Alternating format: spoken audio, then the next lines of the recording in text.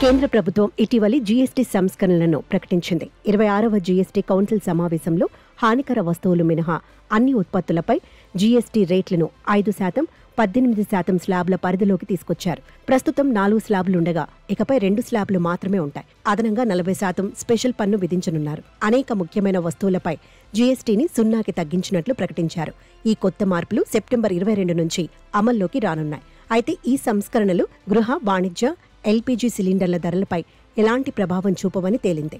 ఈ నెల 3న జరిగిన జీఎస్టీ కౌన్సిల్ సమావేశంలో ఎల్పీజీ సిలిండర్లపై జీఎస్టీ రేట్లలో ఎలాంటి మార్పులు చేయలేదు. దీంతో సిలిండర్లపై గతంలో విధించిన జీఎస్టీ రేట్లు యథావిధిగా కొనసాగనున్నాయి.